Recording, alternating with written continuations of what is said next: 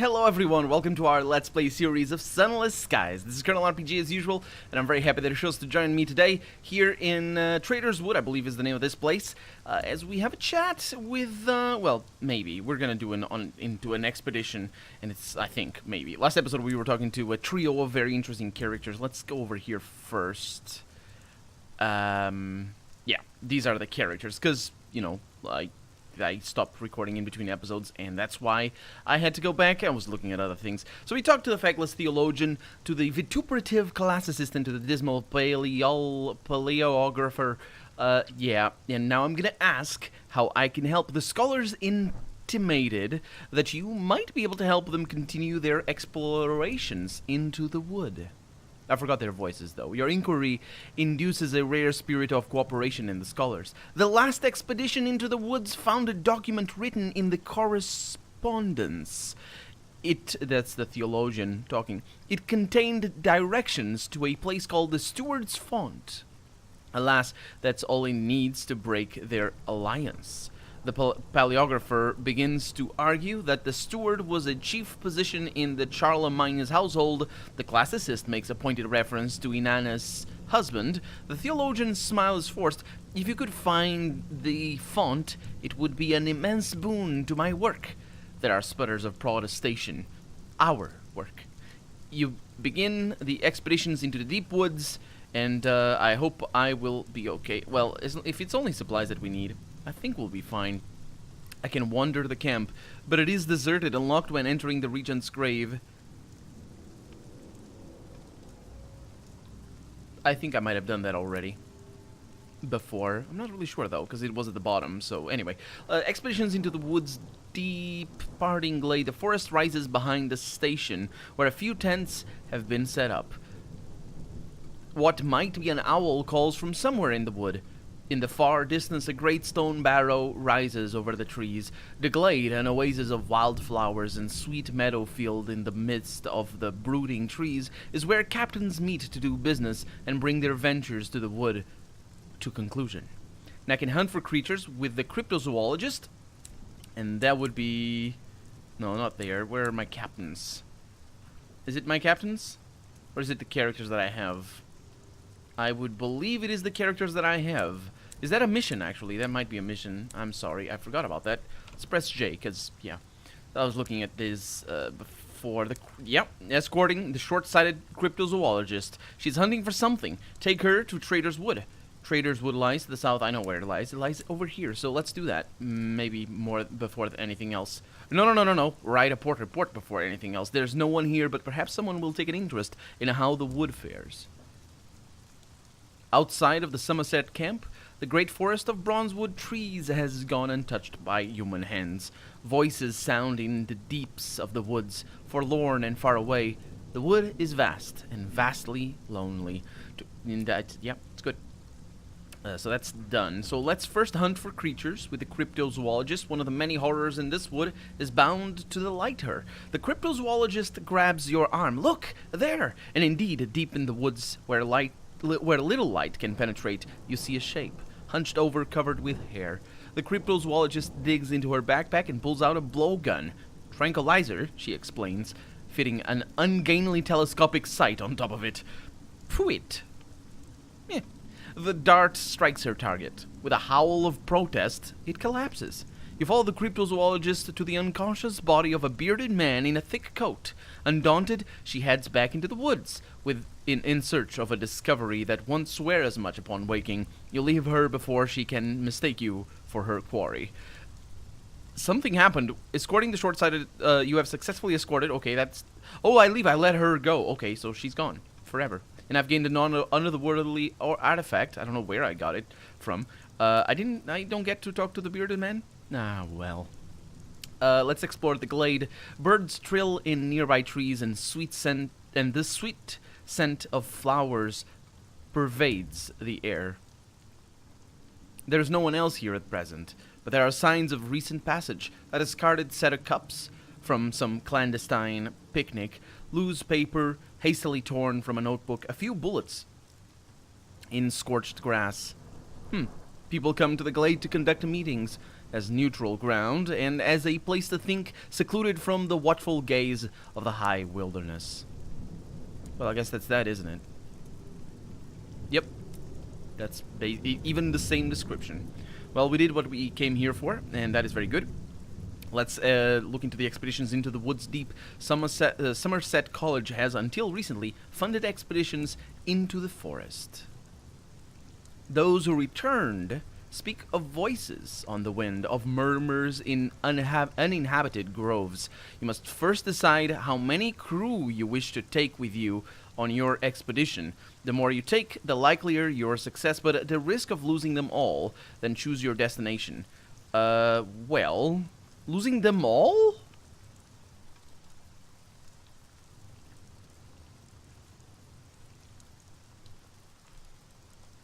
Return to the wood, prepare for a large expedition. I need 10. Yeah. That sounds like an awful thing. Increases its chance of failure. Well, let's go. It's gonna be one of each. I can do that. I should be fine. You'll only take a few hardy souls. Sounded like a bad thing. Nope. A handful of your most loyal crew volunteer to join you. They hoist packs and eye each other with grim satisfaction. And, yeah, I lost like 5, and I lost 2 of these, and off they go. That's interesting. That wasn't there before. Oh, no. This is, this is not back to the same menu. This is a different one. If you leave while you have crew embarked on an expedition, they will not be available until you complete that expedition. So I can prepare for an expedition to the Steward's Font, and I do want that, and then I want to come back with more people.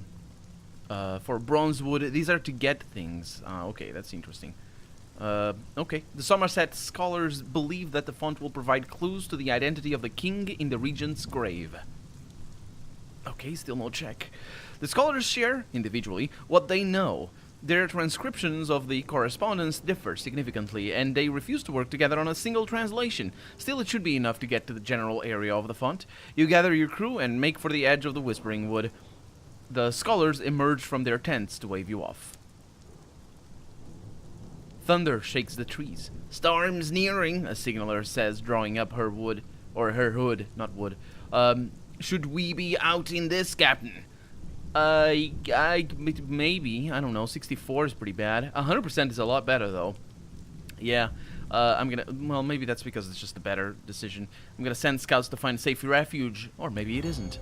And success. 100%. I like that a lot. While you wait, you shelter beneath a vast tree. It is the pale gold of a candlelit manuscript page. The cover is inadequate. The flask of brandy does not last enough. Then, torchlight nearby. Your scouts return. There is a hollow under an ancient tree where you can make camp. There's even a cache there. Someone has come through here before you. Which is both sad and happy. It's not the date that it was. No, because the time passes. You emerge into a field of purple flowers, bright as new bruises. Captain! The stoker's voice is anxious. Can you hear them? Something whispers from beneath the petals. And I can indeed listen to them. Or I can plug my ears somehow and shout out the sound.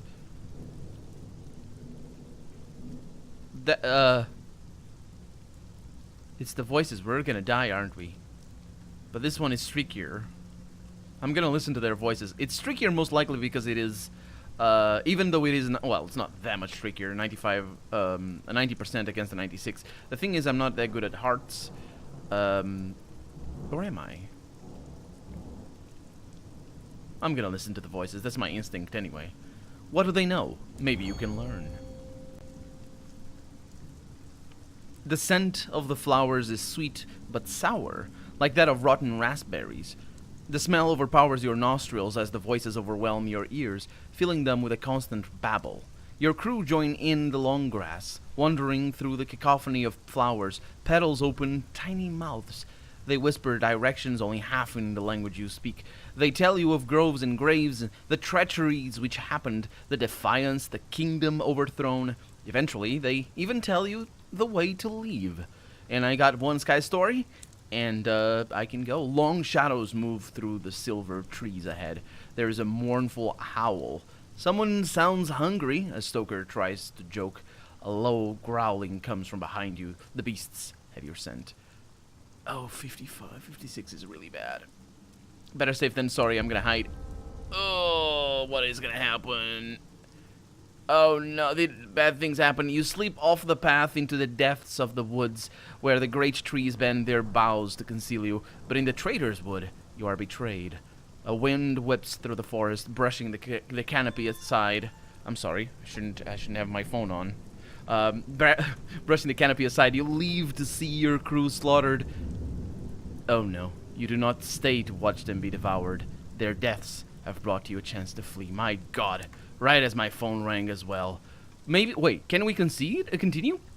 The ground gives way to a bog, gray and fetid as a newly slain corpse. It burps lazily, as marshes do, I suppose. The marsh reads susurrate. That's murmur. That's a verb, I think. The reeds susurrate. Yeah, anyway. Growing in volume as you approach, there is English amidst the polyphony names. Yours and those of your crew. Come on, 67, give me something here, game. Oh, come on! The wood extends for miles, but so too does the bog. It's hours before you find a passable clearing, a glade of emerald hue, nestled between a copse of silver trees that shiver and sigh like consumptives. Your crew follow your lead, the rest of them, I suppose. Does it tell me how many? Crew embark on an expedition. No, it doesn't. Your crew follow your lead, hanging close to your torchlight. You keep up a count, checking the numbers of your crew as you go. Not everyone leaves the silvered wood. Ah, well, another crew member lost. Yeah, so they didn't all die. It actually didn't say that I lost anybody over here, so that's, yeah, just sort of, yeah. The tree line parts ahead, and I can enter the steward's font below the thundering white water. A cave is visible, just under the lip of the rock. You scale down the wet rock face and into the cave. It's several moments before your eyes adjust to the light. The cavern is not natural. The walls are covered with bronzewood and studded with Navarrete gemstones, driven in too deep to remove. Distant starlight from the cave mouth reflects off the stones, filling the cave with radiance. Towards the back of the cave, you find a silver seal the size of a crown and a curved crescent blade. Correspondence is scored on the blade's battered metal. It is too large to move, but you record the sigils. Perhaps one of the scholars will be able to translate. You take the seal. I'm not really sure what correspondence is.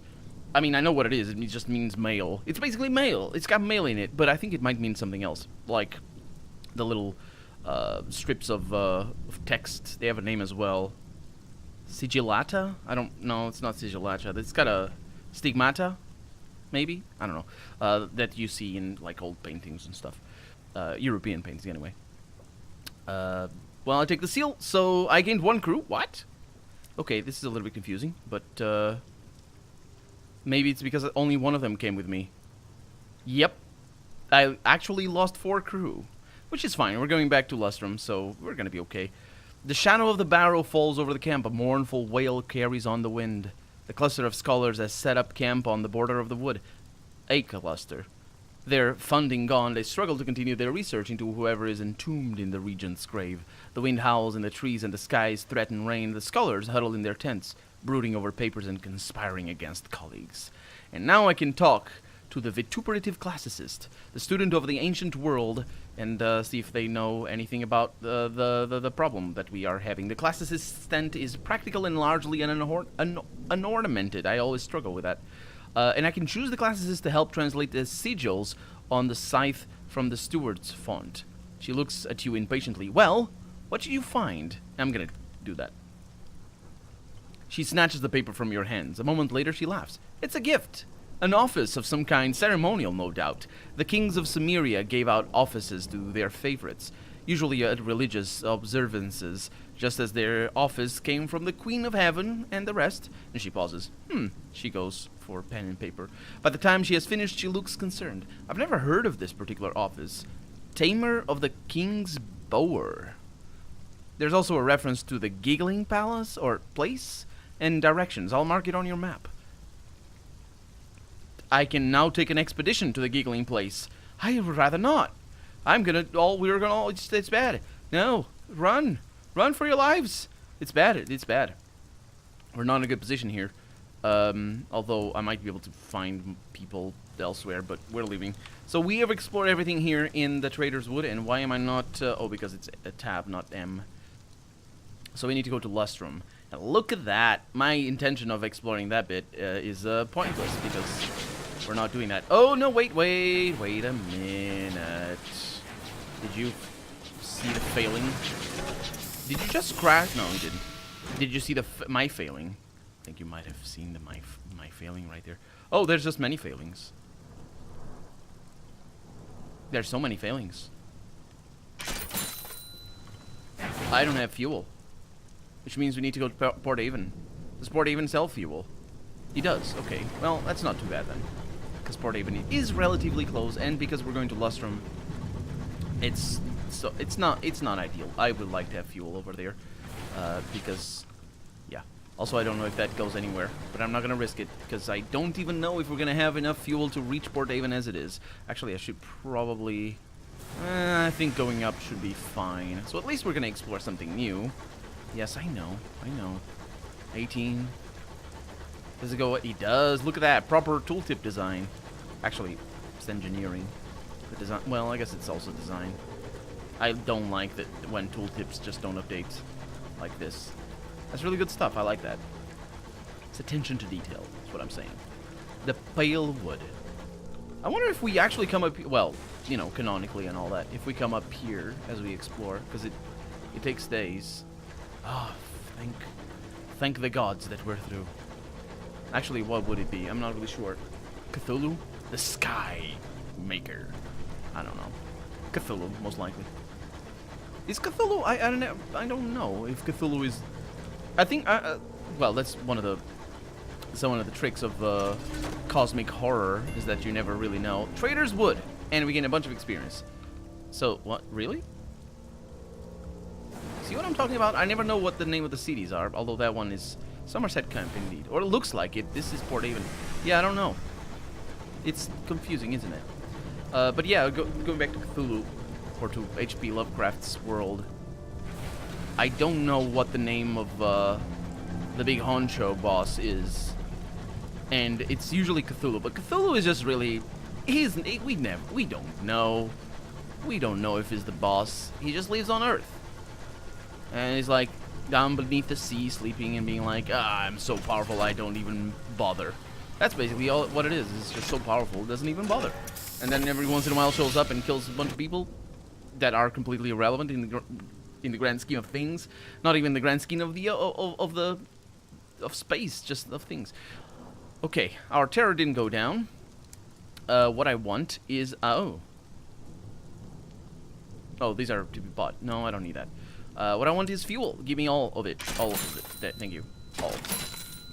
So our cargo hold is sort of good. We got some nostalgic crockery. None of it that we need, mind you. So we could go to New Winchester. Probably should go to New Winchester. But then again, if, well, let's see. Let's, the Nowhere Inn. Appreciate an amount of cider. That's going to take care of my terror, which wouldn't be a bad thing. But let's know. This is the one that does indeed take care of my terror every once in a while. Village Green. I never remember this. Oh, right. We can attend a service here? Attend a small church with whitewashed walls. From within you hear the slow drone of a Sunday sermon. The congregation is a mix of attentive locals sitting primly at the front and visitors perched at the back. The accordionist coaxes them into an attempt at Judge Eternal throned in splendor. The heart of the village, yeah. Well, I'm no longer welcome. I've worn out my welcome, which means I get that little tiny text, and I can share some exotic stewed thing. Only got 2. Is that normal? I think it is. And then we have the dock over here, which is nothing is going on. I can buy... Should have bought cheap fuel. I'm gonna need it. It's fine. I can always keep it. And of course we have this one. Oh, wait. should click on it. Worm's World. We read that before. Okay, so Port Haven is the same. Oh, this is where you get that. Okay. Yeah, well, let's get out of here. Let's go back to New Winchester, and then from there we're going to Lustrum. And New Winchester is also good because... What's that? Something grave. New Winchester is also good because from there we can drop some stuff, because we have a little bit too much stuff. Also, I can plan ahead, because in Lustrum, they sell fuel and supply, so I can just take about as much as I need, which would be probably two, three. Let's go with 2 or 3 of each. Maybe 2 more of fuel and 3 more of supplies, because I do use up more supplies than fuel on this particular locomotive, mind you, because they are slightly different, all the things and all that. But more importantly, just to offload the supplies that I don't need. And also, this might happen because of my crew. Yeah. Your crew, and undermanned and overworked, are struggling. One of them has failed to thoroughly secure our cargo. When a boisterous wind rocks your engine, the straps snap, sending boxes and barrels careening perilously about the hold. I'm gonna tell them to secure the cargo, because I can get more. They are expendable, not the cargo. You work with your crew, flinging nets over the contents of the holds and lashing everything together, but another lurch from your engine makes a stack of crates lean and then topple. Some of your crew are trapped beneath it. Well. I'm a terrible captain. They didn't do well fleeing from the terrible creatures of the wood. So, you know, count them as it's the creatures that killed them. Ooh, I hadn't been over here to Gabriel's Archive. That is not marked on the map. It is if I zoom in. And then the Bancroft's Forum. It's got things in there. And we're hearing the new Winchester soundtrack already, which means... am I getting... Do they not like the Forum? It looks so nice, though. Look at that. It's got, like, lines and things. Anyway, we can get crew over here, which is pretty important. Also, we have a tremendous amount of money, so that's also pretty good. And we can... I think we can get bargains, so we might be able to get a 4th one. And here we are. There we go. So, follow, repair. I don't need to, actually, because it's all in pristine conditions. I can visit the Promise of Days. That's just a bar, so perhaps not. I'll see you later. I can hire crew. They cost very little. It's like... Actually, do they? Hire a few crew. Recruit 2 or 3. Yeah, it's better than losing a cargo, because all of my cargo is super expensive. Well, not all of it, but 4 to 6. Yeah, I'll get the many. How much? Wait, that's good. How many did I got? 4. That sucks. Well, anyway. They stumble aboard, blinking away the fog. Core, they said. They say beds. I don't know what core means, but beds I do. So, that's, you know, that's just how it is. Let's go into our bank. Yeah, especially because of that. So I'll keep that. No, you go over there. And I'll keep you with me. Then I'll keep... How's my fuel? That's good enough. Oh, and these. I don't think I need them. I do. But not to where we're going. That's southwest of New Winchester. So you can stay there. And more importantly now, I can switch that. Make sure everything is good. I could take more, and I will, because why not? And actually, there's reasons why not. But I'll use them up on the way there, so it's not too much of a problem. Okay. Are we good? I think we're good. Was there a reason to be here? Or a reason to come here, apart from just looking at the amount of money I have? How much money do I have, actually? I can go to the bazaar. Oh, yes. Right. That's the reason why. There it is. 1980. I can select it to... What? Literature, Palmyra, and Plenty. Consignments of literature. I don't have that. I have the other one already for that. Although that might be... Yeah. Consignments of minister-approved literature. Although that's just... literature. Does it not say that it's ministry-approved? I would expect that it was, but... Anyway. Hours of the... Unseasoned hours at the Ringmaster. We could do that. 5 of them. That sounds like a fair deal. I should have some. I have a lot of them, in fact. I have tremendous amounts of it. So, yeah. Let's just drop these. And bring these along. I'll drop these behind because we're not going to Lustrum. We're never going to where I think we're going. Ah, well, it's pretty close. And we have missions there as well. In the, well, I think a couple. We have the twins that we did already, which is good because, you know, we did go to Lustrum to take care of that mission.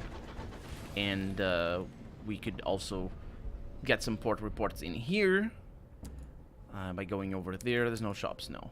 So deliver your port reports to the Indurate Veteran, and that's the one that shows up with the little underscores right there. 6 of them got a bunch of money. I forget that this gives me money. I forget about that. What can I trade the favors on? Chat with the Indurate Veteran. Learn how you can be of use to the Tacites, those colonists seeking independence from London. Well, that sounds like a good deal. She's taking a moment in the atrium, watching the stars burn coldly in the mists. But that's just the same, isn't it? Yeah, just, I know already, so I can't learn nothing you know already. That's not how it works. Wait, oh, right, okay, so I can get a great deal of information rather than repaying the debt. You'd rather the Tacites used it to in the cause of independence. That sounds like a... Yeah, let's go with that. See what happens. The Indurate Veteran leads you to her office. It's paneled with bronzewood. A painting from the old world hangs on one wall, a single sun burning in a bleak blue sky. Below the sun is a temple, tiered, I think, with brightly colored gods. The veteran pours you brandy, and you discuss distant ports and the patterns of recent events. Independence is a charming idea, she confesses. After an hour. But when London comes, it'll take a nation to stand against her. So there it is. Wait a minute. No, they're not. So it's just for gaining reputation. You gain 10 reputation to the Tacites, and a loss with the Windward Company. So it's particularly... Yeah, I probably want to wait a little bit until the Tacites want to kill me forever. But that's going to be that for today. I'm Colonel RPG, and this has been Sunless Skies. I really hope you've enjoyed it, and if you did, go ahead and leave a comment, like the video if you want to see the next episode come out sooner rather than later, but above all, thank you so much for watching, and I hope I'll see you next episode. Bye-bye.